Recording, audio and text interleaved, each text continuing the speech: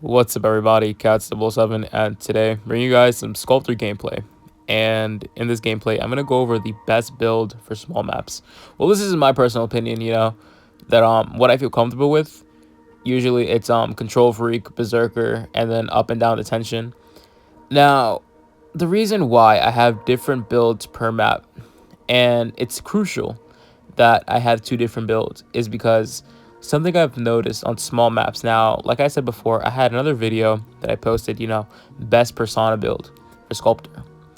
And I would only use that build on big maps because I really don't capitalize on detention. But the thing is, when you use that no detention build on, let's say, small map Sculptor, they can really capitalize on clutching dungeon. And I'm not going to be one to front. I do get my butt kicked here and there by a dungeon clutch just because I don't have detention. So I've come to the consensus that, hey, you know what? Small maps, if I get an early down super early, then it's a possible win. But I want to make it a very strong draw potential hunter. So I will solely run Blink and just try to get those down as early as possible. I don't think there's no need for teleport on Red Church. Unless you're going against like a full rotating team, just to be safe, etc. But I do concur with the fact that you should run detention on small maps, especially trying to secure that draw and secure your wins. So to always make sure I get those draws and I don't lose typically. I've been having a lot of success with this build, so let me go break it down. So I have Berserker just to increase my presence. I always want to hit that person coming to the chair, always. Secondly, I realized for someone's rotating, I'm like, oh, hello, Priestess. So I have two Berserker or triple Berserker, I believe. Then I run Control Freak. People are asking, okay, why don't you run Desperate Fight? Honest to God, I feel comfortable without it. I don't really need it, in my opinion, at least. It's the build I'm comfortable with, in my opinion. And I think it's just like, confined space for the looping, etc. And then there's the detention, just for endgame. So we have endgame, and then the Control Freak Berserkers for mid game. And then my trait Blink, Blink is to secure that down. So typically when I'm playing Sculptor, I want to secure that under 60-second down. That is my biggest goal, is to secure it down under 60 seconds. So take a look at this instance. I have Berserker to hit somebody on chair to feed myself presence. So right now I'm at full presence at 2 ciphers. You do not want to be at like no presence. You don't want to have no presence, like no full presence at like 1 cipher. You know what I'm saying? So I'm at full presence, and I'm just like slugging the seer down, doing my best. But I'm putting pressure on all ciphers. That's what I really like about Sculptor, is that ability to put pressure on ciphers. You're good at tight kiting. You can destroy tight kiters, So I'm putting pressure on ciphers. And now the reason why I run Berserker, like I said, is to, hit that person, get my full presence, and be out. And to secure the next down right afterward. And then right after that, I Control Freak. So they die really quickly. So it's like an anti-Cypher Rush type build. Because Cypher Rush is what kills Sculptor. Once you pop that Cyphers, you're basically gone. So I'm chiseling back. I'm looking around. I see the seer in the distance. I don't have many statues with me. I'm trying to hit the seer here. I see the Priestess. I kept my focus on her as well.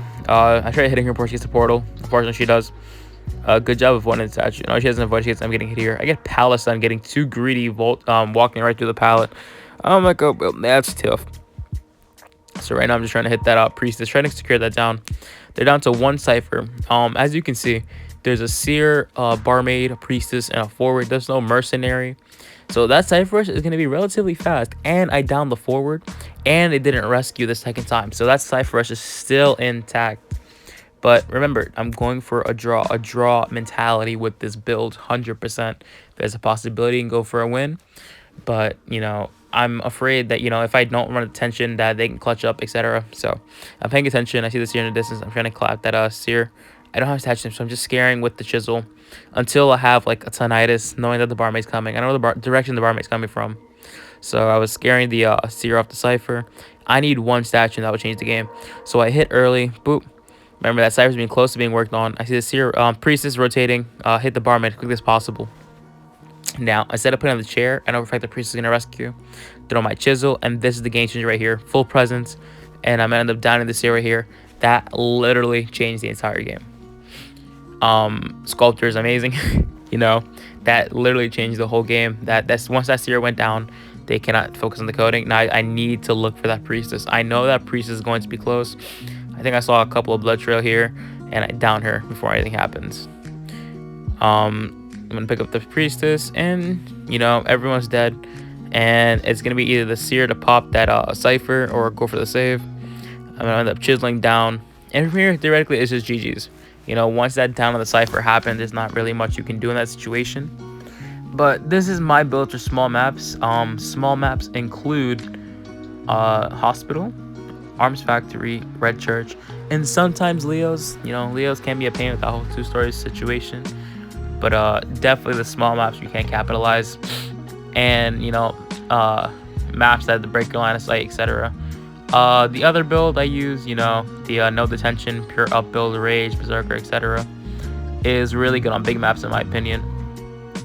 So I'm just chasing this here. And here, GG's. I hope you guys enjoy the build. If you have any questions about it, just let me know.